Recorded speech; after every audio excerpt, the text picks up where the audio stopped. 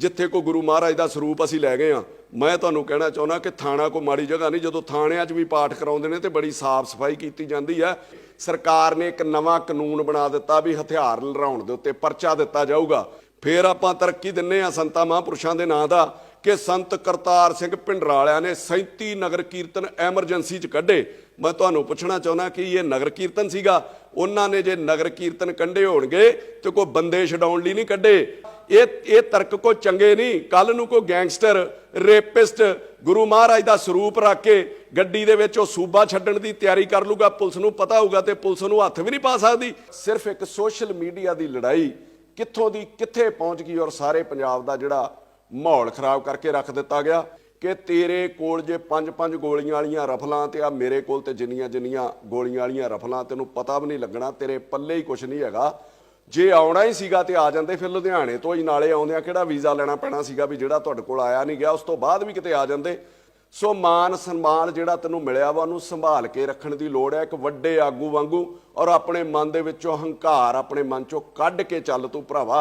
ये भी तुहानूं मन्नਣਾ पऊगा कि जे तुहानूं अपनी गल रखण दा अधिकार है, तुसीं बार-बार डेमोक्रेसी दा हवाला दिंदे हो, फिर अपनी गल रखण दा सारिਆਂ ਨੂੰ अधिकार है, पर सभ्यक तौर दे उत्ते धर्म दा सहारा लिया। हाँ, मैं मंदिर भी गया परचिਆਂ ਲਈ, मैं गुरुद्वारे भी गया, मैं मसीते भी जाता रहा और बहुत दूर दूर तक मैं हवन भी करा के आउंदा रहा वां। चलो ये पुलिस की इन्वेस्टिगेशन च आ जाऊगा, पता नहीं पुलिस दबाਅ च कैंसल करदी आ जां की करदी आ कि 2 घंटे एनूं तुर पो 2 घंटे ओनूं तुर पो, उधरों ते खालिस्तान तुहाडा खत्म।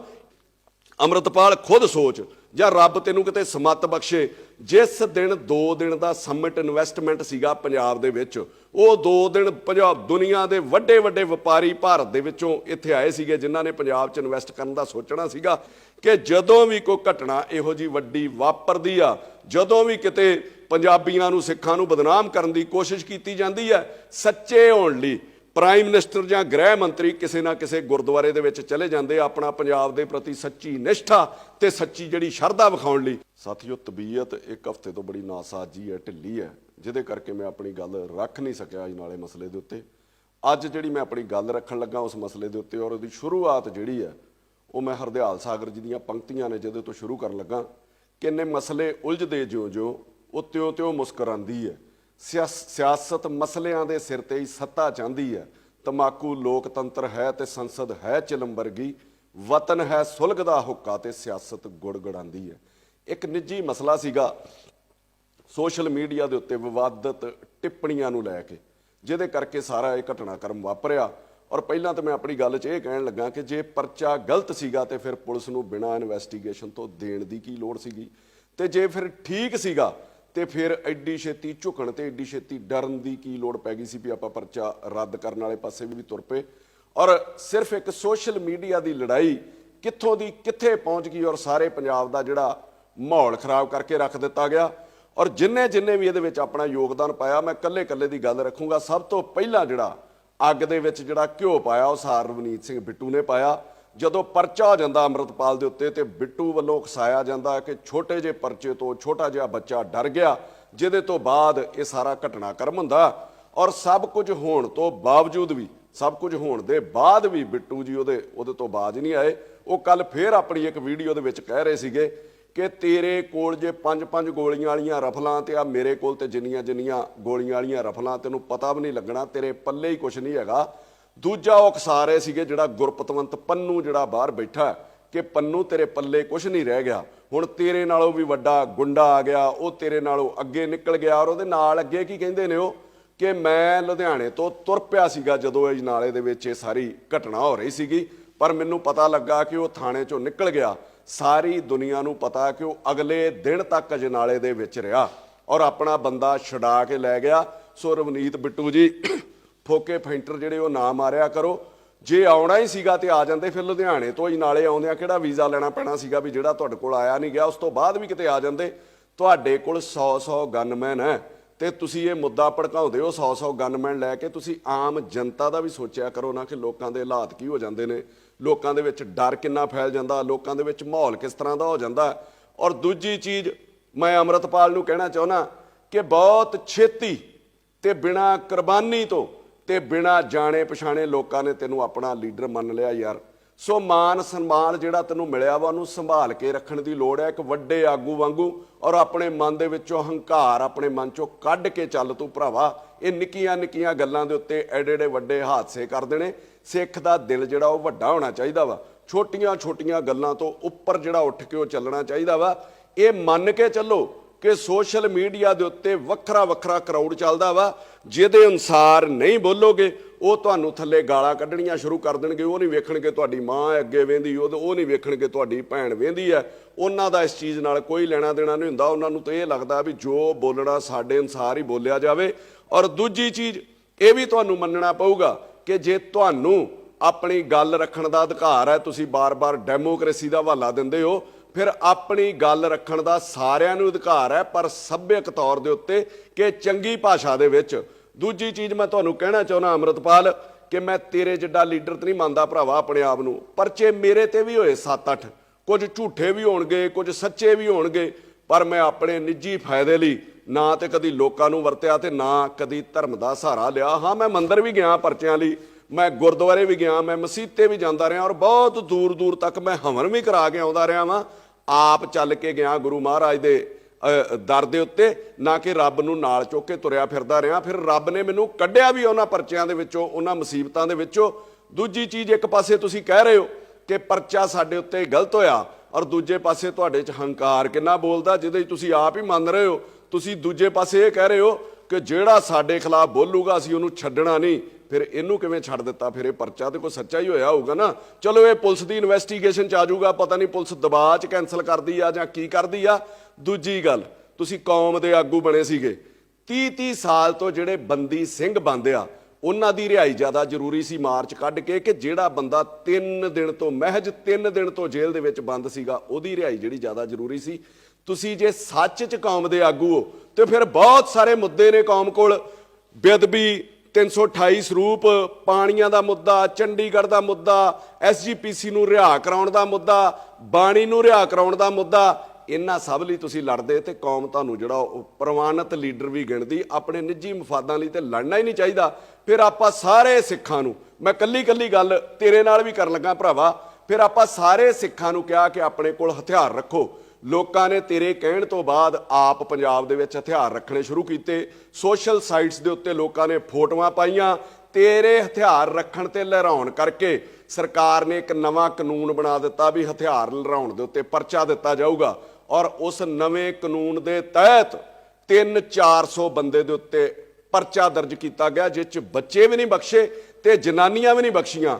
ਉਹਨਾਂ ਦੇ ਪਰਚੇ ਰੱਦ ਕਰਾਉਣ ਲਈ ਜਿਹੜੇ ਤੇਰੇ ਕਰਕੇ ਹੋਏ ਸੀਗੇ, ਆਪਾਂ ਉਹਨਾਂ ਲਈ ਤੇ ਕੋਈ ਰੋਸ ਮੁਜ਼ਾਹਰਾ ਨਹੀਂ ਕੀਤਾ। ਉਹ ਜਿਹੜੇ ਤੇਰੇ ਮਗਰ ਲੱਗ ਕੇ ਅੱਜ ਪਰਚਿਆਂ ਚੁਲਝੇ ਫਿਰਦੇ ਨੇ। ਉਹ ਤੋਂ ਅੱਗੇ ਆ ਜਾਓ ਸੰਦੀਪ ਸੰਨੀ, ਜਿਨੇ ਤੇਰੇ ਭਾਸ਼ਣਾਂ ਤੋਂ ਪ੍ਰੇਰਿਤ ਹੋ ਕੇ, ਜਿਸ 'ਚ ਕਹਿੰਦਾ ਸੀ ਸੋਧ ਦਿਓ, ਫੜ ਲਓ, ਵੇਖਣਾ ਨਹੀਂ, ਉੱਥੇ ਵੇਟ ਥੋੜੀ ਕਰਨੀ ਆ, ਉਹਨੇ ਨੇ ਸੂਰੀ ਨੂੰ ਮਾਰਿਆ। ਉਸ ਸੰਦੀਪ ਸੰਨੀ ਦੀ ਵੀ ਉਸ ਦੌਰਾਨ ਆਪਣੀ ਦੁਕਾਨ ਸਾੜੀ ਗਈ, ਔਰ ਬੜੀ ਦੁਨੀਆ ਨੇ ਡਿਮਾਂਡ ਕੀਤੀ ਕਿ ਜੇ ਉਹਨੇ ਮਾਰਿਆ ਤੇ ਉਹਦੇ ਉੱਤੇ ਪਰਚਾ ਹੋ ਗਿਆ। ਜਿਨ੍ਹਾਂ ਲੋਕਾਂ ਨੇ ਦੀ ਦੁਕਾਨ ਸਾੜੀ ਆ ਉਹਨਾਂ ਦੇ ਉੱਤੇ ਵੀ ਪਰਚਾ ਹੋਣਾ ਚਾਹੀਦਾ ਵਾ। ਤੇ ਆਪਾਂ ਤੇ ਸੰਦੀਪ ਸੰਨੀ ਲਈ ਵੀ ਕੋਈ ਧਰਨਾ ਨਹੀਂ ਦਿੱਤਾ ਤੇ ਕੋਈ ਉਪਰਾਲਾ ਨਹੀਂ ਕੀਤਾ ਤੇ ਕੋਈ ਆਵਾਜ਼ ਨਹੀਂ ਚੁੱਕੀ ਤੇ ਕੋਈ ਬਾਤ ਨਹੀਂ ਪੁੱਛੀ। ਆਪਾਂ ਗੱਲ ਗੱਲ ਤੇ ਖਾਲਿਸਤਾਨ ਕਰਦੇ ਰਹਿੰਦੇ, ਖਾਲਿਸਤਾਨ ਚਾਹੀਦਾ, ਖਾਲਿਸਤਾਨ ਚਾਹੀਦਾ, ਵੱਖਰੀ ਹਕੂਮਤ ਚਾਹੀਦੀ ਆ। ਮੈਂ ਪੁੱਛਣਾ ਚਾਹੁੰਦਾ ਭਰਾਵਾ, ਤੈਨੂੰ ਖਾਲਿਸਤਾਨ ਬਣਾਉਣਾ ਕਿੱਥੇ ਆ? ਖਾਲਿਸਤਾਨ ਹੋਣਾ ਕਿੱਡਾ ਕੁ ਹੈ ਕਿ 2 ਘੰਟੇ ਐਨੂੰ ਤੁਰ ਪੋ, 2 ਘੰਟੇ ਉਹਨੂੰ ਤੁਰ ਪੋ ਉੱਧਰੋਂ, ਤੇ ਖਾਲਿਸਤਾਨ ਤੁਹਾਡਾ ਖਤਮ। ਐਡਾ ਕੁ ਖਾਲਿਸਤਾਨ ਹੋਊਗਾ ਸਾਡਾ, ਆਹ ਖਾਲਿਸਤਾਨ ਹੋਊਗਾ ਸਾਡਾ, ਇੰਨੀ ਕੁ ਮਤਲਬ ਉਹਦਾ ਜਿਹੜਾ ਏਰੀਆ ਹੋਊਗਾ। ਅੰਮ੍ਰਿਤ ਸੰਚਾਰ ਤੁਸੀਂ ਕਰਾਉਂਦੇ ਹੋ, ਵਧੀਆ। ਨਸ਼ਾ ਛਡਾਊ ਤੁਸੀਂ ਮੁਹਿੰਮ ਚਲਾਈ ਹੋ, ਵਧੀਆ। ਪਤਾ ਨਹੀਂ ਕਿੰਨੇ ਕੁ ਲੋਕਾਂ ਨੇ ਤੁਹਾਡੀ ਮੁਹਿੰਮ ਤੋਂ ਨਸ਼ਾ ਛੱਡਣਾ ਤੇ ਕਿੰਨਿਆਂ ਨੇ ਅੰਮ੍ਰਿਤ ਛਕ ਕੇ ਜਿਹੜਾ ਉਹ ਨਿਭਾਉਣਾ ਵਾ, ਇਹ ਸਮਾਂ ਦੱਸੂਗਾ। ਮੈਂ ਇਹਦੇ ਉੱਤੇ ਕਿੰਤੂ ਪਰੰਤੂ ਨਹੀਂ ਕਰਦਾ। ਆਪਾਂ ਗੱਲ ਗੱਲ ਦੇ ਉੱਤੇ ਆਪਾਂ ਚੀਜ਼ਾਂ ਦਾ ਨਿਤਾਰਾ ਤੇ ਕਰੀਏ, ਉਹਦੇ ਰਿਜ਼ਲਟ ਕੀ ਆ ਰਹੇ ਨੇ ਯਾਰ। ਆਪਾਂ ਅਮਿਤ ਸ਼ਾਹ ਨੂੰ, ਮੋਦੀ ਨੂੰ ਗਾਲਾਂ ਕੱਢੀ ਜਾਂਦੇ ਆ ਸਿਰਫ ਇਹ ਸਾਬਤ ਕਰਨ ਲਈ ਕਿ ਮੈਂ ਏਜੰਸੀਆਂ ਦਾ ਤੇ ਕੇਂਦਰ ਦਾ ਬੰਦਾ ਨਹੀਂ ਹੈਗਾ। ਮੈਂ ਤੈਨੂੰ ਇਹ ਕਹਿਣਾ ਚਾਹੁੰਦਾ ਵੀ ਇਹਨਾਂ ਗਾਲਾਂ ਦਾ ਗੁੱਸਾ ਉਹ ਪੰਜਾਬ ਦੇ ਉੱਤੇ ਕੱਢਦੇ ਨੇ। ਦੂਜੀ ਚੀਜ਼, ਮੈਂ ਨਹੀਂ ਤੈਨੂੰ ਕਹਿੰਦਾ ਕਿ ਤੂੰ ਏਜੰਸੀਆਂ ਦਾ ਬੰਦਾ ਵਾ, ਪਰ ਮੈਂ ਤੈਨੂੰ ਇੱਕ ਗੱਲ ਜ਼ਰੂਰ ਕਹਿਣੀ ਚਾਹੁੰਦਾ, ਇੰਨੀ ਕੁ ਮੇਰੀ ਉਮਰ ਤੇ ਇੰਨਾ ਕੁ ਮੇਰਾ ਤਜਰਬਾ ਹੋ ਗਿਆ ਵਾ ਕਿ ਏਜੰਸੀਆਂ ਜਿਹਨੂੰ ਵਰਤਣਾ ਹੁੰਦਾ ਨਾ, ਕਦੀ ਉਹਦੇ ਨਾਲ ਮੀਟਿੰਗਾਂ ਨਹੀਂ ਕਰਦੀਆਂ, ਬਲਕਿ ਉਹ ਮਾਹੌਲ ਹੀ ਇਹੋ ਜਿਹਾ ਕ੍ਰੀਏਟ ਕਰਦੀਆਂ ਔਰ ਮਾਈਂਡ ਹੀ ਬੰਦੇ ਦਾ ਇਹੋ ਜਿਹਾ ਸੈੱਟ ਕਰਦੀਆਂ ਵਾ, ਬੰਦੇ ਨੂੰ ਪਤਾ ਹੀ ਨਹੀਂ ਲੱਗਦਾ ਵੀ ਉਹ ਕਦੋਂ ਏਜੰਸੀਆਂ ਕੋਲ ਵਰਤਿਆ ਗਿਆ ਵਾ, ਕਦੋਂ ਉਹ ਏਜੰਸੀਆਂ ਦੇ ਹੱਥਾਂ ਦੇ ਵਿੱਚ ਖੇਡ ਗਿਆ ਵਾ। ਮੈਂ ਤੈਨੂੰ ਅਲਰਟ ਕਰਦਾ ਕਿ 2024 ਚੋਣਾਂ ਤੱਕ ਤੈਨੂੰ ਏਜੰਸੀਆਂ ਨੇ ਪੀਕ ਦੇ ਉੱਤੇ ਚੜਾਉਣਾ, TC ਦੇ ਉੱਤੇ ਖੜਨਗੇ ਔਰ ਚੋਣਾਂ ਤੋਂ ਪਹਿਲਾਂ ਤੇਰੇ ਤੇ ਕਾਰਵਾਈ ਕਰਕੇ ਨਾ, ਜਿੱਦਾਂ ਉਹਨਾਂ ਪੁਲਵਾਮਾ ਵਾਲਾ ਕਾਂਡ ਹੋਇਆ ਸੀਗਾ, ਉਹਦੇ ਸਿਰ ਤੇ ਦੇਸ਼ ਜਿੱਤ ਲਿਆ ਸੀਗਾ, ਇਸੇ ਤਰੀਕੇ ਉਹ ਪੂਰਾ ਦੇਸ਼ ਜਿੱਤਣਗੇ। ਅੰਮ੍ਰਿਤਪਾਲ ਖੁਦ ਸੋਚ, ਜਾਂ ਰੱਬ ਤੈਨੂੰ ਕਿਤੇ ਸਮੱਤ ਬਖਸ਼ੇ, ਜਿਸ ਦਿਨ 2 ਦਿਨ ਦਾ ਸਮਿਟ ਇਨਵੈਸਟਮੈਂਟ ਸੀਗਾ ਪੰਜਾਬ ਦੇ ਵਿੱਚ, ਉਹ 2 ਦਿਨ ਪੰਜਾਬ ਦੁਨੀਆ ਦੇ ਵੱਡੇ ਵਪਾਰੀ ਭਾਰਤ ਦੇ ਵਿੱਚੋਂ ਇੱਥੇ ਆਏ ਸੀਗੇ, ਜਿਨ੍ਹਾਂ ਨੇ ਪੰਜਾਬ 'ਚ ਇਨਵੈਸਟ ਕਰਨ ਦਾ ਸੋਚਣਾ ਸੀਗਾ। ਕੱਲੀ ਤੇਰੀ ਘਟਨਾ ਨਹੀਂ ਹੋਈ ਉਸ ਦਿਨ 2 ਘਟਨਾਵਾਂ ਹੋਈਆਂ ਪੰਜਾਬ ਦੇ ਵਿੱਚ, ਜਦੋਂ ਸਾਰੇ ਵਪਾਰੀ ਪੰਜਾਬ ਦੇ ਵਿੱਚ ਸੀਗਾ। ਇੱਕ ਅਜਨਾਲੇ ਵਾਲੀ ਜਿਹੜੀ ਤੂੰ ਕੀਤੀ, ਦੂਜੀ ਗਵਰਨਰ ਦੀ ਸਟੇਟਮੈਂਟ ਆਉਂਦੀ ਹੈ, ਰਿਫਿਊਜ਼ ਕਰ ਦਿੰਦਾ ਬਜਟ ਸੈਸ਼ਨ ਨੂੰ ਵੀ ਮੈਂ ਬਜਟ ਸੈਸ਼ਨ ਹੀ ਨਹੀਂ ਬੁਲਾਉਣ ਦੇਣਾ। ਕੀ ਉਹਨਾਂ ਵਪਾਰੀਆਂ ਦੇ ਮਨ ਦੇ ਉੱਤੇ ਬੀਤੀ ਹੋਊਗੀ ਤੇਰੀ ਘਟਨਾ ਦੇ ਨਾਲ ਸਿਕਿਉਰਿਟੀ ਕਰਕੇ, ਤੇ ਉਧਰ ਫਾਈਨੈਂਸ਼ੀਅਲ ਸਿਕਿਉਰਿਟੀ ਕਰਕੇ ਉਹਨਾਂ ਦੇ ਦਿਮਾਗ 'ਚ ਬਹਿ ਗਿਆ ਹੋਊਗਾ, ਤੇ ਕੀ ਸਵਾਹ ਤੇ ਖੇ ਯਾਰ ਉਹ ਪੰਜਾਬ ਦੇ ਵਿੱਚ ਪੈਸੇ ਲਾਉਣਗੇ। ਇਹਨਾਂ ਦੋਵਾਂ ਘਟਨਾਵਾਂ ਨੂੰ ਅੱਗੇ ਜਾ ਕੇ ਵੀ ਸੋਚ। ਨੈਸ਼ਨਲ ਮੀਡੀਆ ਨੇ ਜਿਸ ਤਰੀਕੇ ਦਿਖਾਇਆ ਕਿ ਥਾਣੇ ਦੇ ਉੱਤੇ ਖਾਲਿਸਤਾਨੀਆਂ ਦਾ ਕਬਜ਼ਾ, ਥਾਣੇ ਦੇ ਉੱਤੇ ਖਾਲਿਸਤਾਨੀਆਂ ਦਾ ਕਬਜ਼ਾ, ਅਜੇ ਤੱਕ ਇਹ ਨਹੀਂ ਸਮਝ ਆਈ ਵੀ ਉਹ ਕਿਹਦੇ ਕਹਿਣ ਦੇ ਉੱਤੇ ਵਿਖਾਇਆ ਗਿਆ, ਕੌਣ ਉਹਨਾਂ ਦੇ ਪਿੱਛੇ ਸੀਗਾ। ਅਜੇ ਵੀ ਆਪਾਂ ਨੂੰ ਸਮਝ ਨਹੀਂ ਆਉਂਦੀ ਵੀ ਪੰਜਾਬ ਨੂੰ ਕਿਤੇ ਨਾ ਕਿਤੇ ਖਤਮ ਕਰਨ ਦੀ ਸਾਜ਼ਿਸ਼ ਚੱਲ ਰਹੀ ਆ, ਔਰ ਅਸੀਂ ਪੰਜਾਬੀ ਸਾਰੇ ਹੀ ਸਮੇਤ ਤੇਰੇ ਮਿਲ ਕੇ ਉਹਦੇ ਵਿੱਚ ਯੋਗਦਾਨ ਪਾ ਰਹੇ ਹਾਂ ਵੀ ਭਰਾਵਾ ਸਾਨੂੰ ਹੀ ਵਰਤ ਲਓ, ਅਸੀਂ ਤੁਹਾਡੇ ਆਖੇ ਪੰਜਾਬ ਤਬਾਹ ਕਰ ਦਿੰਨੇ ਆ। ਤੇ ਜਦੋਂ ਵੀ ਇੱਕ ਚੀਜ਼ ਤੇ ਹੋਰ ਧਿਆਨ ਦਿਓ ਤੁਸੀਂ ਸਾਰੇ ਹੀ ਪੰਜਾਬ ਵਾਸੀ, ਕਿ ਜਦੋਂ ਵੀ ਕੋਈ ਘਟਨਾ ਇਹੋ ਜਿਹੀ ਵੱਡੀ ਵਾਪਰਦੀ ਆ, ਜਦੋਂ ਵੀ ਕਿਤੇ ਪੰਜਾਬੀਆਂ ਨੂੰ ਸਿੱਖਾਂ ਨੂੰ ਬਦਨਾਮ ਕਰਨ ਦੀ ਕੋਸ਼ਿਸ਼ ਕੀਤੀ ਜਾਂਦੀ ਹੈ, ਸੱਚੇ ਹੋਣ ਲਈ ਪ੍ਰਾਈਮ ਮਿਨਿਸਟਰ ਜਾਂ ਗ੍ਰਹਿ ਮੰਤਰੀ ਕਿਸੇ ਨਾ ਕਿਸੇ ਗੁਰਦੁਆਰੇ ਦੇ ਵਿੱਚ ਚਲੇ ਜਾਂਦੇ ਆਪਣਾ ਪੰਜਾਬ ਦੇ ਪ੍ਰਤੀ ਸੱਚੀ ਨਿਸ਼ਠਾ ਤੇ ਸੱਚੀ ਜਿਹੜੀ ਸ਼ਰਧਾ ਵਿਖਾਉਣ ਲਈ। ਕੱਲ ਉਹ ਪਟਨਾ ਸਾਹਿਬ ਵਿਖੇ ਪਹੁੰਚ ਜਾਂਦੇ ਨੇ, ਨਾ ਕੱਲ ਕੋਈ ਗੁਰਪੁਰਬ ਹੈ, ਨਾ ਕੱਲ ਕੋਈ ਸ਼ਹੀਦੀ ਦਿਹਾੜਾ ਹੈ, ਕੱਲ ਵੀ ਉੱਥੇ ਜਾਂਦੇ ਨੇ ਔਰ ਵੱਡੀਆਂ ਖਬਰਾਂ ਲੱਗਦੀਆਂ ਨੇ ਪੱਗ ਬੰਨ੍ਹ ਕੇ ਕਿ ਉਹ ਗੁਰਦੁਆਰਾ ਸਾਹਿਬ ਦੇ ਵਿੱਚ ਗਏ। ਇਹਨਾਂ ਸਾਰੀਆਂ ਚੀਜ਼ਾਂ ਤੋਂ, ਇਹਨਾਂ ਸਾਜ਼ਿਸ਼ਾਂ ਤੋਂ ਯਾਰ ਆਪਾਂ ਅਲਰਟ ਤੇ ਹੋਈਏ। ਜੋ ਵੀ ਉੱਥੇ ਹੋਇਆ ਤੇ ਆਪਾਂ ਉਹਦੇ ਪਿੱਛੇ ਤਰਕ ਕੀ ਦਿੱਤੇ, ਆਪਣੇ ਅਨੁਸਾਰ ਹੀ ਆਪਾਂ ਹਿਸਟਰੀ ਬਦਲਣੀ ਸ਼ੁਰੂ ਕਰ ਦਿੱਤੀ ਹੈ, ਆਪਣੇ ਅਨੁਸਾਰ ਹੀ ਆਪਾਂ ਉੱਥੇ ਸਾਰਾ ਕੁਝ ਸੋਚਣਾ ਸ਼ੁਰੂ ਕਰ ਦਿੱਤਾ। ਮੈਂ ਸ਼ੁਰੂ ਕਰਨ ਲੱਗਾ ਵੀ ਜਿੱਥੋਂ ਤੁਸੀਂ ਮਤਲਬ ਉੱਥੇ ਚਾਲੇ ਪਏ ਨੇ, ਤੁਸੀਂ ਆਪਣੇ ਪਿੰਡ ਤੋਂ ਤੁਰਿਓ ਆਪਣੀ ਕਾਰ ਦੇ ਵਿੱਚ, ਤੇ ਗੁਰੂ ਮਹਾਰਾਜ ਸਾਹਿਬ ਵਾਲੀ ਜਿਹੜੀ ਗੱਡੀ ਸੀ ਪਾਲਕੀ ਸਾਹਿਬ ਵਾਲੀ, ਉਹ ਤੁਹਾਡੇ ਅੱਗੇ ਜਾਂਦੀ ਹੈ। ਜਦੋਂ ਉਹ ਨਾਲੇ ਪਹੁੰਚ ਜਾਂਦੀ ਹੈ ਤੇ ਪਹਿਲਾ ਬੈਰੀਕੇਡ ਜਿਹੜਾ ਪੁਲਿਸ ਪਾਲਕੀ ਨੂੰ ਅੱਗੇ ਲੰਘਾ ਦਿੰਦੀ ਹੈ ਗੁਰੂ ਮਹਾਰਾਜ ਦੇ ਸਰੂਪ ਨੂੰ, ਤੁਸੀਂ ਪਿੱਛੇ ਤੁਰੇ ਜਾਂਦੇ ਹੋ।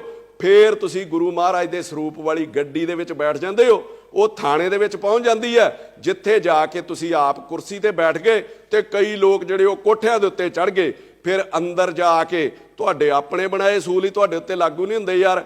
ਆਪਾਂ ਸਾਰੇ ਗੁਰਦੁਆਰਿਆਂ ਦੇ ਵਿੱਚ ਪੰਜਾਬ ਦੇ ਕੁਰਸੀਆਂ ਮੇਜ਼ ਜਿਹੜੇ ਬਜ਼ੁਰਗਾਂ ਲਈ ਰੱਖੇ ਸੀਗੇ ਉਹ ਚੁਕਾ ਦਿੱਤੇ, ਕਈ ਸਾੜ ਦਿੱਤੇ ਗਏ। ਜਿਹੜੇ ਲੋਹੇ ਨਾਲ ਬਣੇ ਸੀ ਤੁਸੀਂ ਉਹਨਾਂ ਬਾਰੇ ਕਿਹਾ ਵੀ ਇਹਨਾਂ ਨੂੰ ਸਾੜ ਦਿਓ, ਇਹ ਜਿਹੜਾ ਲੋਹਾ ਇਹ ਢਾਲ ਕੇ ਦੁਬਾਰਾ ਬਣਨਾ ਚਾਹੀਦਾ, ਕਿਉਂਕਿ ਇਹ ਗੁਰੂ ਮਹਾਰਾਜ ਦੀ ਹਜ਼ੂਰੀ ਦੇ ਵਿੱਚ ਕੁਰਸੀਆਂ ਲੱਗੀਆਂ ਸੀਗੀਆਂ। ਤੁਸੀਂ ਬਣਾ ਦਿੱਤਾ ਵੀ ਕੋਈ ਮੇਜ਼ ਕੁਰਸੀ ਨਹੀਂ ਲੱਗਣਾ ਚਾਹੀਦਾ, ਤੇ ਆਪ ਤੁਸੀਂ ਥਾਣੇ ਦੇ ਵਿੱਚ ਗੁਰੂ ਮਹਾਰਾਜ ਦਾ ਸਰੂਪ ਬਾਹਰ ਹੈ ਤੇ ਕੁਰਸੀ ਦੇ ਉੱਤੇ ਬੈਠ ਜਾਂਦੇ ਹੋ ਕਿ ਤੁਹਾਡੇ ਅਸੂਲ ਵੀ ਤੁਹਾਡੇ ਉੱਤੇ ਕੋਈ ਲਾਗੂ ਨਹੀਂ ਹੁੰਦੇ। ਫਿਰ ਤੁਸੀਂ ਕੀ ਕਹਿੰਦੇ ਹੋ, ਥਾਣਾ ਕੋਈ ਮਾੜੀ ਜਗ੍ਹਾ ਨਹੀਂ ਜਿੱਥੇ ਕੋਈ ਗੁਰੂ ਮਹਾਰਾਜ ਦਾ ਸਰੂਪ ਅਸੀਂ ਲੈ ਗਏ ਹਾਂ। ਮੈਂ ਤੁਹਾਨੂੰ ਕਹਿਣਾ ਚਾਹੁੰਦਾ ਕਿ ਥਾਣਾ ਕੋਈ ਮਾੜੀ ਜਗ੍ਹਾ ਨਹੀਂ। ਜਦੋਂ ਥਾਣਿਆਂ 'ਚ ਵੀ ਪਾਠ ਕਰਾਉਂਦੇ ਨੇ ਤੇ ਬੜੀ ਸਾਫ਼ ਸਫਾਈ ਕੀਤੀ ਜਾਂਦੀ ਹੈ, ਕਿਉਂਕਿ ਥਾਣਿਆਂ ਦੇ ਵਿੱਚ ਲਾਹਨ ਫੜੀ ਹੁੰਦੀ ਹੈ, ਥਾਣਿਆਂ ਦੇ ਵਿੱਚ ਭੁੱਕੀ ਫੜੀ ਹੁੰਦੀ ਹੈ, ਥਾਣਿਆਂ ਦੇ ਵਿੱਚ ਫੀਮ ਪਈ ਹੁੰਦੀ ਹੈ, ਥਾਣੇ 'ਚ ਜਿਨ੍ਹਾਂ ਲੋਕਾਂ ਦੇ ਕਤਲ ਹੋ ਜਾਂਦੇ ਨੇ ਉਹਨਾਂ ਦੇ ਵਿਸਰੇ ਪਏ ਹੁੰਦੇ, ਜਿਹਦੇ ਵਿੱਚ ਟੱਟੀ ਪਿਸ਼ਾਬ ਤੱਕ ਲਹੂ ਉਹਨਾਂ ਦਾ ਹੁੰਦਾ ਵਾ। ਇੱਥੋਂ ਤੱਕ ਉਹ ਚੀਜ਼ਾਂ ਸਾਰੀਆਂ ਹੀ ਉੱਥੇ ਪਈਆਂ ਸੀਗੀਆਂ, ਕਿਸੇ ਨੇ ਪਾਸੇ ਕਰਨ ਦੀ ਕੋਸ਼ਿਸ਼ ਕੀਤੀ। ਦੂਜੇ ਪਾਸੇ ਆ ਜਾਓ, ਪੁਲਿਸ ਵਾਲਾ ਜੇ ਗੁਰਦੁਆਰੇ ਦੇ ਵਿੱਚ ਜੁੱਤੀ ਤੇ ਦੂਰ ਬੈਲਟ ਲਾ ਕੇ ਵੀ ਚਲੇ ਜਾਵੇ ਤੇ ਆਪਾਂ ਰੌਲਾ ਪਾ ਦਿੰਦੇ ਵੀ ਬੇਅਦਬੀ ਹੋ ਗਈ ਤੇ ਆਪਾਂ ਗੁਰਦੁਆਰਾ ਸਾਹਿਬ ਹੀ ਚੁੱਕ ਕੇ ਥਾਣੇ ਦੇ ਵਿੱਚ ਲੈ ਗਏ ਆ। ਕੀ ਤੁਸੀਂ ਇਹ ਬਿਲਕੁਲ ਮਤਲਬ ਠੀਕ ਕੀਤਾ? ਫਿਰ ਤੁਸੀਂ ਆਪਣੀ ਗਲਤੀ ਨੂੰ ਲੁਕਾਉਣ ਲਈ ਤਰਕ ਆਪਣੀ ਮਰਜ਼ੀ ਦੇ ਅਨੁਸਾਰ ਦੇ ਰਹੇ ਹੋ ਕਿ ਰਾਜੇ ਮਹਾਰਾਜੇ ਵੀ, ਫੌਜਾਂ ਵੀ ਜੰਗ ਦੇ ਅੱਗੇ ਜਿਹੜੇ ਉਹ ਗੁਰੂ ਮਹਾਰਾਜ ਦੇ ਸਰੂਪ ਲੈ ਕੇ ਜਾਂਦੀਆਂ ਸੀਗੀਆਂ। ਅੰਮ੍ਰਿਤਪਾਲ ਜੀ, ਰਾਜੇ ਮਹਾਰਾਜੇ ਜਿਹੜੇ ਗੁਰੂ ਮਹਾਰਾਜ ਦਾ ਸਰੂਪ ਖੜਦੇ ਸੀਗੇ ਫੌਜੀ ਜੰਗਾਂ ਦੇ ਵਿੱਚ, ਉਹ ਮਹਾਰਾਜ ਦਾ ਓਟ ਆਸਰਾ ਲੈਣ ਲਈ ਖੜਦੇ ਸੀ ਤੇ ਇੱਕ ਜਗ੍ਹਾ ਤੇ ਸੁਸ਼ੋਭਿਤ ਕੀਤਾ ਜਾਂਦਾ ਸੀਗਾ, ਨਾ ਕਿ ਗੁਰੂ ਮਹਾਰਾਜ ਦਾ ਸਰੂਪ ਜਿਹੜਾ ਬਾਰਡਰ ਵਾਲੀ ਤਾਰ ਦੇ ਕੰਢੇ ਲਈ ਫਿਰਦੇ ਸੀ ਜਿੱਥੇ ਗੋਲੀਆਂ ਚੱਲਦੀਆਂ ਸੀਗੀਆਂ, ਜਾਂ ਕੋਈ ਤੋਪ ਦੇ ਅੱਗੇ ਰੱਖ ਦਿੰਦੇ ਸੀ ਕਿ ਜਿੱਥੇ ਤੋਪਾਂ ਡਿੱਗਣੀਆਂ ਤੇ ਗੋਲੀਆਂ ਆਉਣੀਆਂ ਸੀਗੀਆਂ। ਉਹ ਇੱਕ ਜਗ੍ਹਾ ਤੇ ਸੁਸ਼ੋਭਿਤ ਕਰਕੇ ਉੱਥੇ ਮੱਥਾ ਟੇਕ ਕੇ ਓਟ ਆਸਰਾ ਲੈ ਕੇ ਤੇ ਉਹ ਫਿਰ ਜਾਂਦੇ ਸੀਗੇ। ਫਿਰ ਆਪਾਂ ਤਰੱਕੀ ਦਿੰਨੇ ਆ ਸੰਤਾਂ ਮਹਾਂਪੁਰਸ਼ਾਂ ਦੇ ਨਾਂ ਦਾ ਕਿ ਸੰਤ ਕਰਤਾਰ ਸਿੰਘ ਭਿੰਡਰਾਲਿਆਂ ਨੇ 37 ਨਗਰ ਕੀਰਤਨ ਐਮਰਜੈਂਸੀ 'ਚ ਕੱਢੇ। ਮੈਂ ਤੁਹਾਨੂੰ ਪੁੱਛਣਾ ਚਾਹੁੰਦਾ ਕਿ ਇਹ ਨਗਰ ਕੀਰਤਨ ਸੀਗਾ? ਉਹਨਾਂ ਨੇ ਜੇ ਨਗਰ ਕੀਰਤਨ ਕੱਢੇ ਹੋਣਗੇ ਤੇ ਕੋਈ ਬੰਦੇ ਛਡਾਉਣ ਲਈ ਨਹੀਂ ਕੱਢੇ, ਕੋਈ ਪਰਚੇ ਰੱਦ ਕਰਾਉਣ ਲਈ ਨਗਰ ਕੀਰਤਨ ਨਹੀਂ ਕੱਢੇ ਗਏ, ਕੋਈ ਨਿੱਜੀ ਮਫਾਦਾਂ ਲਈ ਨਗਰ ਕੀਰਤਨ ਨਹੀਂ ਕੱਢੇ ਗਏ। ਫਿਰ ਆਪਾਂ ਹਵਾਲਾ ਦਿੰਨੇ ਆ ਕਿਸਾਨ ਅੰਦੋਲਨ ਦੇ ਵਿੱਚ ਗੁਰੂ ਮਹਾਰਾਜ ਦਾ ਸਰੂਪ ਜਿਹੜਾ ਉੱਥੇ ਰੱਖਿਆ ਗਿਆ ਸੀਗਾ। ਮੈਂ ਤੁਹਾਨੂੰ ਦੱਸ ਦਿੰਦਾ, ਮੇਰਾ ਖਿਆਲ ਉਦੋਂ ਤੇ ਤੁਸੀਂ ਦੁਬਈਓਂ ਵੀ ਨਹੀਂ ਸੀ ਆਏ ਜਦੋਂ ਕਿਸਾਨ ਅੰਦੋਲਨ ਤੁਰਿਆ, ਪੰਜਾਬ ਦੇ ਵਿੱਚੋਂ ਗਿਆ, ਪੰਜਾਬ ਭਰ ਕੇ ਲੋਕ ਉਹਦੇ ਵਿੱਚ ਗਏ ਆ। ਜਦੋਂ ਬੈਰੀਕੇਡ ਤੋੜਦੇ ਗਏ ਉਦੋਂ ਗੁਰੂ ਮਹਾਰਾਜ ਦਾ ਸਰੂਪ ਨਹੀਂ ਲੈ ਕੇ ਗਏ। ਜਦੋਂ ਉੱਥੇ ਬਹੁ ਗਿਣਤੀ ਵਿੱਚ ਪਹੁੰਚ ਗਏ ਆ, ਜਦੋਂ ਉੱਥੇ ਉਹਨਾਂ ਨੂੰ ਪਤਾ ਸੀਗਾ ਕਿ ਲੰਮਾ ਸਮਾਂ ਇੱਥੇ ਰਹਿਣਾ ਵਾ, ਤੇ ਫਿਰ ਗੁਰੂ ਮਹਾਰਾਜ ਦਾ ਜਿਹੜਾ ਸਰੂਪ ਆ ਉੱਥੇ ਸੁਸ਼ੋਭਿਤ ਕੀਤਾ ਗਿਆ। ਤੇ ਜਿਹੜੇ ਸਿੱਖ ਸੀਗੇ, ਜਿਹੜੇ ਗੁਰੂ ਨੂੰ ਮੰਨਣ ਵਾਲੇ ਲੋਕ, ਸਾਰੇ ਗੁਰੂ ਨੂੰ ਮੰਨਣ ਵਾਲੇ ਸੀ, ਕਈਆਂ ਦੀ ਰੋਜ਼ ਦੀ ਸ਼ਰਧਾ ਹੁੰਦੀ ਆ, ਉਹਨਾਂ ਕਰਕੇ ਉਹ ਰੋਜ਼ ਉੱਥੇ ਉਹ ਮੱਥਾ ਟੇਕਦੇ ਸੀਗੇ ਤੇ ਗੁਰੂ ਮਹਾਰਾਜ ਦਾ ਓਟ ਆਸਰਾ ਲੈ ਕੇ ਚੱਲਦੇ ਸੀਗੇ ਔਰ ਮੋਰਚਾ ਵੀ ਫਤਿਹ ਕਰਕੇ ਆਏ। ਅੱਗੇ ਆਓ, ਤੁਸੀਂ ਜੀਰਾ ਫੈਕਟਰੀ ਦਾ ਹਵਾਲਾ ਦਿੱਤਾ ਕਿ ਜੀਰਾ ਫੈਕਟਰੀ ਦੇ ਵਿੱਚ ਪਹਿਲੇ ਦਿਨ ਹੀ ਗੁਰੂ ਮਹਾਰਾਜ ਦਾ ਸਰੂਪ ਅੱਗੇ ਲਾ ਲਿਆ ਗਿਆ ਸੀਗਾ। 3-4 ਵਾਰੀ ਡਾਂਗਾ ਖਾਧੀਆਂ ਲੋਕਾਂ ਨੇ ਉੱਥੇ। ਉਸ ਤੋਂ ਬਾਅਦ ਜਦੋਂ ਪੱਕਾ ਮੋਰਚਾ ਲੱਗਾ, ਫਿਰ ਜੀਰੇ ਦੇ ਵਿੱਚ ਗੁਰੂ ਮਹਾਰਾਜ ਦਾ ਜਿਹੜਾ ਸਰੂਪ ਉਹ ਸੁਸ਼ੋਭਿਤ ਕੀਤਾ ਗਿਆ। ਇਹਨਾਂ ਚੀਜ਼ਾਂ ਦੇ ਨਾਲ ਤੁਲਨਾ ਨਾ ਕਰੋ ਤੇ ਨਾ ਹੀ ਝੂਠੇ ਜਿਹੜੇ ਉਹ ਤਰਕ ਦਿਓ। ਹਾਂ, ਜੇ ਤੁਹਾਡੇ ਕੋਲੋਂ ਗਲਤੀ ਹੋਈ ਆ, ਵੱਡਿਆਂ ਵੱਡਿਆਂ ਕੋਲ ਹੁੰਦੀ ਆ, ਸਾਡੇ ਕੋਲੋਂ ਵੀ ਹੁੰਦੀ, ਅਸੀਂ ਤੇ ਛੋਟੇ ਜਿਹੇ ਆ, ਔਰ ਗਲਤੀ ਨੂੰ ਮੰਨ ਲੈਣਾ ਚਾਹੀਦਾ ਔਰ ਸੰਗਤ ਤੁਹਾਨੂੰ ਪ੍ਰਵਾਨ ਵੀ ਕਰੂਗੀ। ਜੇ ਤੁਸੀਂ ਗੁਰੂ ਮਹਾਰਾਜ ਦਾ ਓਟ ਆਸਰਾ ਲੈਣ ਦੀ ਗੱਲ ਕਰਦੇ ਹੋ, ਤੁਸੀਂ ਗੁਰੂ ਮਹਾਰਾਜ ਦਾ ਓਟ ਆਸਰਾ ਹੀ ਲੈਣਾ ਸੀਗਾ ਤੇ ਫਿਰ ਗੁਰਦੁਆਰਾ ਸਾਹਿਬ ਤੇ ਅਜਨਾਲੇ ਵੀ ਹੈਗਾ ਸੀਗਾ, ਉੱਥੇ ਹੀ ਅਰਦਾਸ ਜਿਹੜੀ ਬੇਨਤੀ ਕਰ ਲੈਂਦੇ। ਟਕਸਾਲ ਦੇ ਵਿੱਚ ਵੀ ਗੁਰੂ ਮਹਾਰਾਜ ਦਾ ਸਰੂਪ ਸੀਗਾ, ਉੱਥੇ ਤੁਸੀਂ ਆਪਣੀ ਅਰਦਾਸ ਬੇਨਤੀ ਕਰ ਲੈਂਦੇ।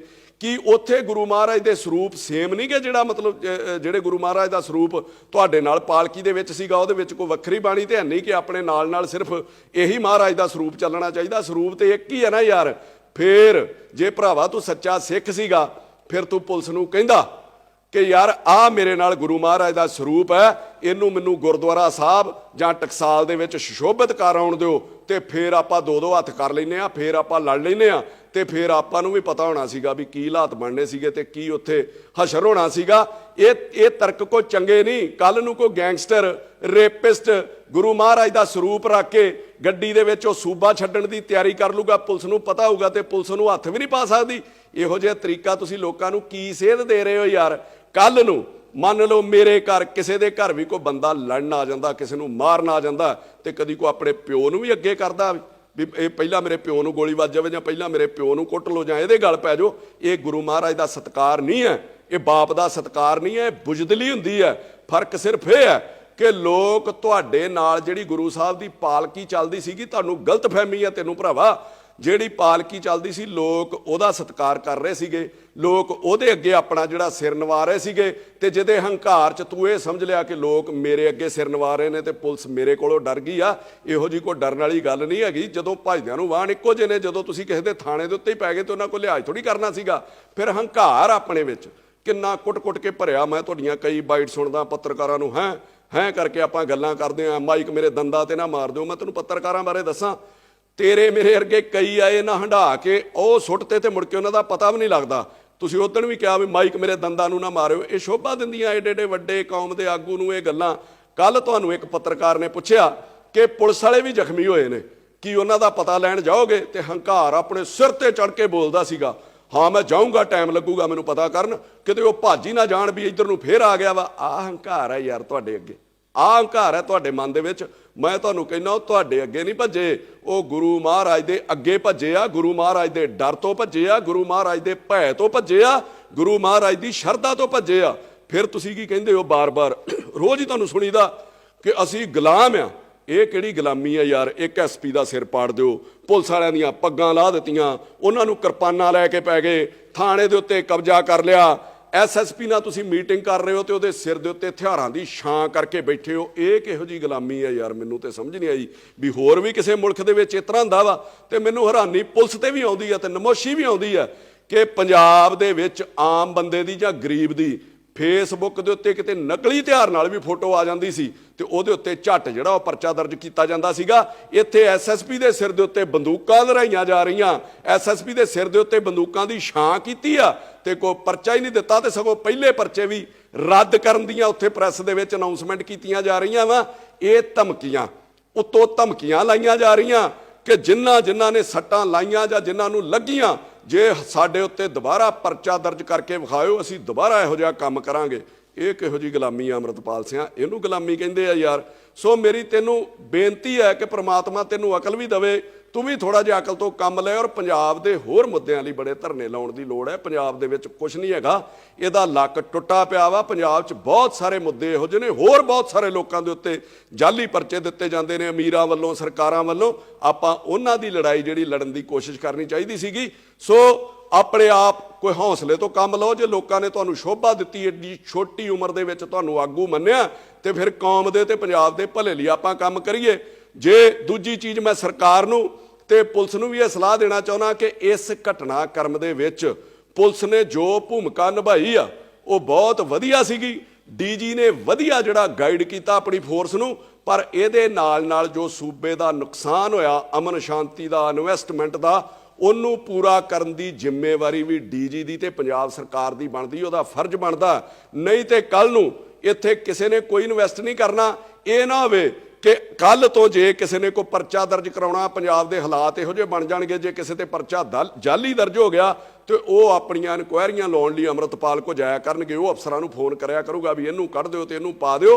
ਤੇ ਜੇ ਕਿਸੇ ਨੇ ਪੰਜਾਬ ਦੇ ਵਿੱਚ ਕੋਈ ਯੂਨਿਟ ਵੀ ਲਾਉਣਾ, ਕੋਈ ਇਨਵੈਸਟ ਵੀ ਕਰਨਾ ਹੈ, ਤੇ ਉਹ ਤੁਹਾਡੇ ਨਾਲੋਂ ਪਹਿਲਾਂ ਉਹਨੂੰ ਅੰਮ੍ਰਿਤਪਾਲ ਕੋਲੋਂ NOC ਜਿਹੜੀ ਲੈਣੀ ਪਿਆ ਕਰੂਗੀ। ਇਹੋ ਜਿਹਾ ਮਾਹੌਲ ਸੂਬੇ ਦੇ ਵਿੱਚ ਨਾ ਕ੍ਰੀਏਟ ਕੀਤਾ ਜਾਵੇ। ਜੋ ਘਾਟਾ ਸੂਬੇ ਨੂੰ ਪਿਆ, ਜੋ ਡਰ ਵਪਾਰੀਆਂ ਦੇ ਮਨ ਤੇ ਜਾਂ ਆਮ ਲੋਕਾਂ ਦੇ ਮਨ ਤੇ ਉੱਤੇ ਫੈਲਿਆ ਜਾਂ ਛਾਇਆ, ਉਹਨੂੰ ਦੂਰ ਕਰਨਾ ਵੀ ਸਰਕਾਰ ਦਾ ਫਰਜ਼ ਹੈ।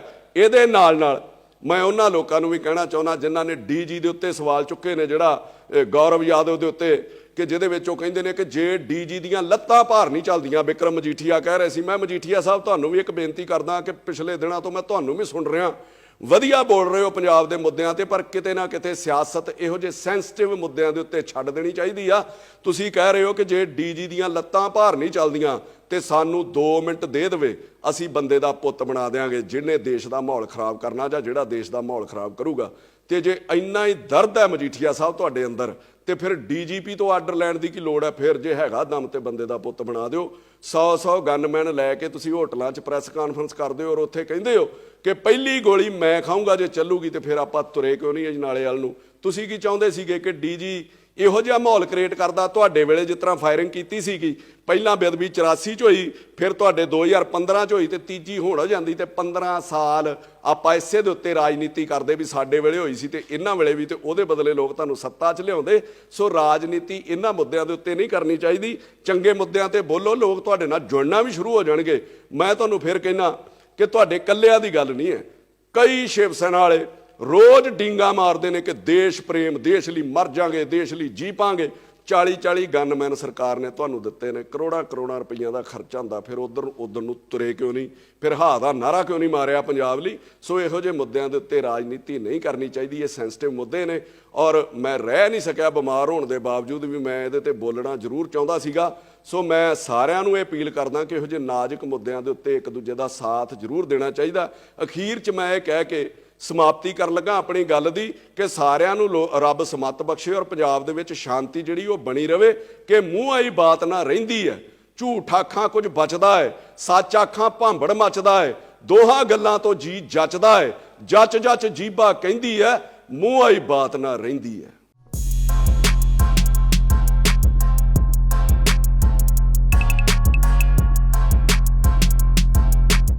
मैं Monika Khokhar as a principal Bachpan play school Ajnala के अंदर काम कर रही हूँ। हमारा school Bachpan play school opposite Radha Swami Satsang Ghar near GRD convent senior secondary school के पास है।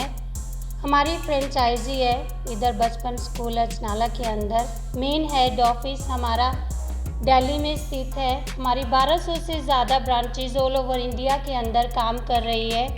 इनकी कुछ ब्रांचेज फॉरेन में भी स्थित है।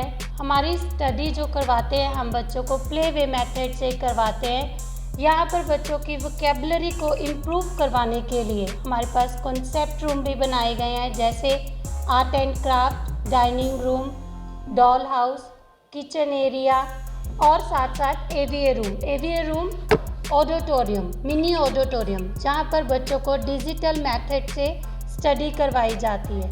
हम बच्चों को स्पीको पेन भी प्रोवाइड करते हैं। स्पीको पेन सेल्फ ट्यूटर है जो घर जाके बच्चों को हेल्प करता है जो स्टडी यहाँ टीचर्स करवा रहे हैं सेम स्टडी आप बुक्स के ऊपर with the help of Speako pen कर सकते हैं। मेरे पास 100 टाइप ऑफ एक्टिविटी है स्कूल के अंदर, बचपन प्ले स्कूल अचनाला के अंदर, जो डे बाय डे बच्चे अपने एक्टिविटी के ऊपर भी काम करते हैं और इन्जॉयफुली काम करते हैं। मैं जो भी बातें आपको बोल रही हूँ प्लीज़ आप इसको YouTube के ऊपर सर्च कीजिए। और हम ये नहीं बोलते हैं कि आप यहाँ पर एडमिशन के लिए ही आइए, आप यहाँ पर सिर्फ एक बार विज़िट के लिए आइए। Address Bachpan play school Ajnala. Thank you.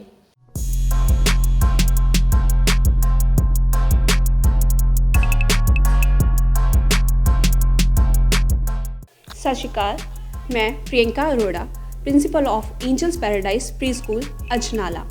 आज मैं थोड़ा स्कूल बारे डिस्कस करना चाहांगी।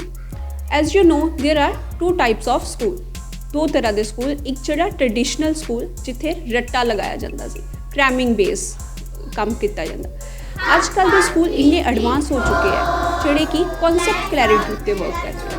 तो मेरे स्कूल का मेन फोकस यही है कि असी बच्चों की कॉन्सैप्ट क्लैरिटी करवाइए, ना कि उन्होंने रट्टा लगवाइए। एक गल होर कि जिवें कि छोटे छोटे बच्चे अज एक बन चुका वा, एक जिवें कि फैशन बन चुका वा कि बच्चों को अमृतसर भेजना। साडा दिल करदा कि इन्ने फॉगी डेज च, इन्नी ठंड च बच्चे अमृतसर भेजने दिल नूं छूंदे है कि यार इन्नी ठंड च भेज रहे हो। मेरा ये दावा है कि मैं वो अमृतसर वाले जो लोग अमृतसर लभदे आ वो मैं अजनाले च करा। ये वास्ते एक बारी angel paradise preschool Ajnala जरूर विजिट करो, तानू दोनों का डिफरेंस पता लग जाएगा कि अमृतसर वाली चीज़ तानू इत्थे अजनाला च अवेलेबल हो रही है। एक गल मैं होर एड ऑन करना चाहती हाँ। एज इस साल असी पहला साल सी साडा फर्स्ट क्लास का, जिहदे विच असी ओलंपियाड का टेस्ट करवाया सी। इस विच 2 बच्चे जड़े कि एक बच्चा इंटरनेशनल फर्स्ट रैंक जड़े जैविश चावला एंड सैकेंड च सक्षम आया, जिन्होंने 1000 rupees the cash prize and gold medal उन्होंने विन किया हुआ है। आई मीन टू से कि बच्चों उत्ते कॉन्सैप्ट क्लैरिटी वही चीज़ आ गई। कॉन्सैप्ट क्लैरिटी ते इन्ना वर्क किया जाता कि कोई भी वो टेस्ट क्लीयर कर सकते हैं। Thank you. ਅੱਜ ਦੇ ਯੁੱਗ ਵਿੱਚ ਸਾਡਾ ਘਰ ਬਿਨਾਂ ਇਲੈਕਟ੍ਰੋਨਿਕ ਅਪਲਾਇੰਸਿਸ ਤੋਂ ਪੂਰਾ ਨਹੀਂ ਹੁੰਦਾ। Mobile phone, TV, AC, fridge, washing machine, ਜੇਕਰ ਤੁਸੀਂ ਵੀ ਆਪਣੇ ਘਰ ਅਤੇ ਆਫਿਸ ਲਈ ਕੋਈ ਇਲੈਕਟ੍ਰੋਨਿਕ ਪ੍ਰੋਡਕਟ ਲੈਣਾ ਚਾਹੁੰਦੇ ਹੋ ਤਾਂ ਗੁਪਤਾ ਰੇਡੀਓ ਤੋਂ ਬਿਹਤਰ ਕੋਈ ਨਹੀਂ। ਗੁਪਤਾ ਰੇਡੀਓ ਤੁਹਾਡੇ ਲਈ ਲੈ ਕੇ ਆਇਆ ਹੈ world leading brand with best technology product ਜੋ ਤੁਹਾਡੀ ਲਾਈਫ ਸਟਾਈਲ ਨੂੰ ਬਣਾਏ ਆਸਾਨ ਤੇ ਸੁਵਿਧਾਜਨਕ। ਗੁਪਤਾ ਰੇਡੀਓ ਅਜਨਾਲਾ ਤੋਂ ਤੁਸੀਂ ਲੈ ਸਕਦੇ ਹੋ ਹਰ ਤਰ੍ਹਾਂ ਦੇ ਪ੍ਰੋਡਕਟਸ ਜਿਵੇਂ AC, cooler, refrigerator, LED, smart TV, mixie, RO, ਪ੍ਰੈਸਾਂ, ਚਿਮਨੀਆਂ, CCTV, ਉਹ ਵੀ ਆਪਣੇ ਪਸੰਦੀਦਾ ਬ੍ਰਾਂਡ ਮਿਟਸੂਬਿਸ਼ੀ, ਹਾਇਰ, ਲॉयड, ਹਿਟੈਚੀ, ਉਹ ਜਨਰਲ, ਗੋਦਰੇਜ ਤੇ ਸੁਜਾਤਾ ਦੇ ਵਿੱਚ। ਗੁਪਤਾ ਰੇਡੀਓ ਤੁਹਾਨੂੰ ਦਿੰਦਾ ਹੈ 0% ਵਿਆਜ ਦੀ ਸੁਵਿਧਾ। ਕਿਸੇ ਤਰ੍ਹਾਂ ਦੀ ਜਾਣਕਾਰੀ ਲੈਣ ਲਈ ਹੇਠ ਲਿਖੇ ਨੰਬਰ ਤੇ ਸੰਪਰਕ ਕਰੋ।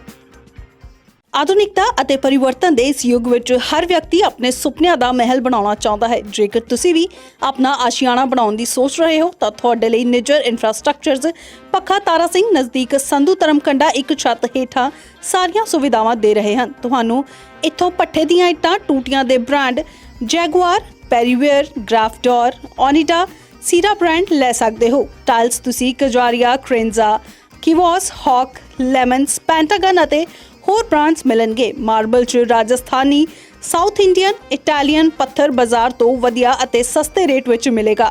ਇੱਥੋਂ ਵਧੀਆ ਬ੍ਰਾਂਡਸ 'ਚ ਸ਼ਾਨਦਾਰ PVC ਸ਼ੀਟਸ ਬਾਜ਼ਾਰ ਨਾਲੋਂ ਸਸਤੇ ਰੇਟਾਂ 'ਤੇ ਖਰੀਦ ਸਕਦੇ ਹੋ। ਪੇਂਟਸ ਵਿੱਚ ਨੈਰੋਲੈਕ, ਏਸ਼ੀਅਨ, ਰੇਮੰਡ ਅਤੇ ਹੋਰ ਨਾਮਵਰ ਬ੍ਰਾਂਡ ਮਿਲ ਜਾਣਗੇ। ਇਸ ਤੋਂ ਇਲਾਵਾ ਤੁਸੀਂ ਚਿਮਨੀਆਂ, ਚੂਲੇ, ਗੀਜ਼ਰ, ਸਿੰਟੈਕਸ, ਮੌਂਟੈਕਸ ਦੀਆਂ ਪਾਣੀ ਵਾਲੀਆਂ ਟੈਂਕੀਆਂ ਅਤੇ ਹਾਰਡਵੇਅਰ ਦਾ ਸਾਰਾ ਸਮਾਨ ਵਾਜਿਬ ਰੇਟਾਂ ਵਿੱਚ ਮਿਲੇਗਾ। ਪੰਜਾਬ ਦਾ ਹਰ ਮੁੱਦਾ, ਹਰ ਖਬਰ ਸਭ ਤੋਂ ਪਹਿਲਾਂ ਵੇਖਣ ਲਈ ਜੁੜੋ ਸਾਡੇ ਚੈਨਲ PGA ਇੰਡੀਆ ਨਿਊਜ਼ ਦੇ ਨਾਲ। ਲਾਈਕ ਕਰੋ ਸਾਡਾ ਫੇਸਬੁੱਕ ਪੇਜ, ਸਬਸਕ੍ਰਾਈਬ ਕਰੋ YouTube channel PGA India news.